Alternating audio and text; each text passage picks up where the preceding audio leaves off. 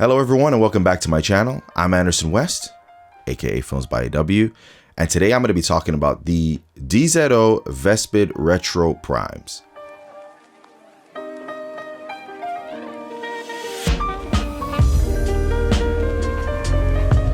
So for a couple of weeks, my friends at Pro AV lent me out a full set of DZO Vespid Retro primes to use on a short film, test out and see what I thought. Now, for me, my favorite lenses are the Zeiss Super Speeds Mark IIs. You know, these are wonderful lenses, famous lenses that have been used in countless memorable films. A lovely look, and I love those lenses. But those lenses cost around 7,000 or 8,000 a lens, or a full set for 40,000 euros. It's out of my price range.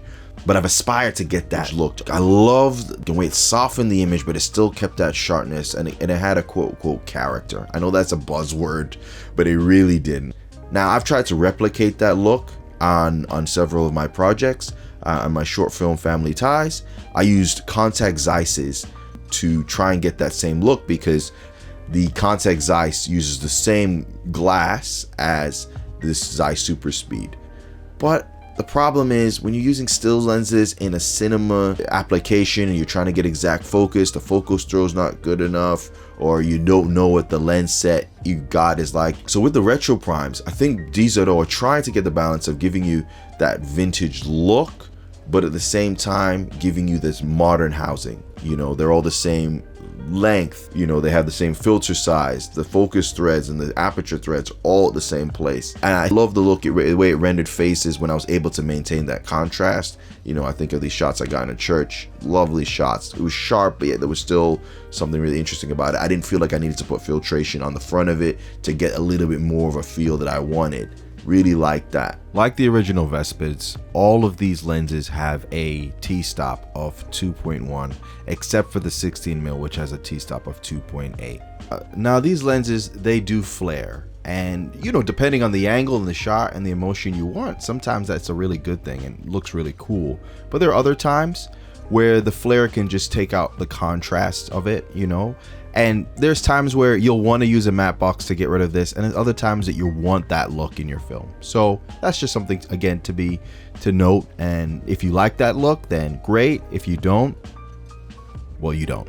So I use the lenses on multiple cameras, the FX6, the Red Komodo, and the Kinefinity Mavo LF.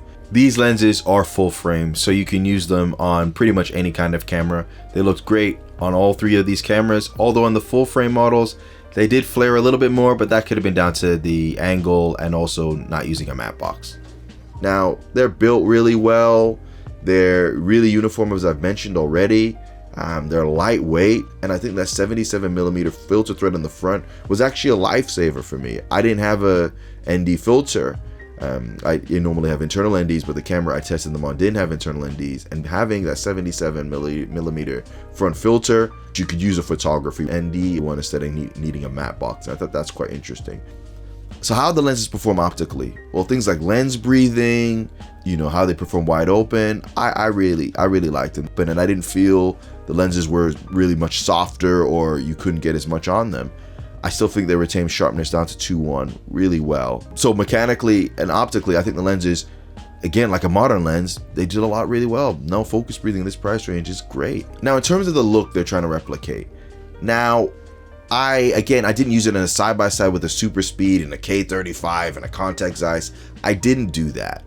But I do feel what they do get some of those characteristics, you know, the blooming of certain highlights, and there's a certain softness to the look. But I think what they've done is they've seen that most of their users are putting a Pro Mist on top of a Vespid, so they've changed the coating or taken the coating off. I'm not exactly sure the science behind it, and they've given that option. Now they're twice the cost of a normal Vespid prime. Is that worth it? I'd say test them and see if this is a lens you love the look of, and if it suits your project, then sure. So the thing about these lenses and DZO in general is that they've made owning cinema lenses and PL lenses much more affordable. As I mentioned, one Super Speed lens probably goes for around 8 or 9,000 pounds, whereas you can get a full set of the normal Vespid primes for around 7,000. The Vespid Retros are being sold as a set for around 17,000 pounds, which is double the price of the normal Vespids. Now, if it's a case of owning a cinema lens, I must admit I want something a bit more all-around in the lens set that I would own. I probably prefer to buy the normal Vespid as a lens set to have more of that all-round lens. I wouldn't want to commit to this vintage look on every project. However, renting these lenses are a fantastic option. That's something to be mindful of, and something that I think, there needs to be wider conversation about, having that base set that's your all round and then still rent stuff. And I think this being an option to rent is really good. The lenses, they look cool. As in the look of it looks cool. They're silver. Ooh, I don't really care about that kind of thing. And I think maybe it says a lot that they think their users care that a lens is silver. Is that more of a gear culture thing? I don't know. I think, is that a gear culture thing?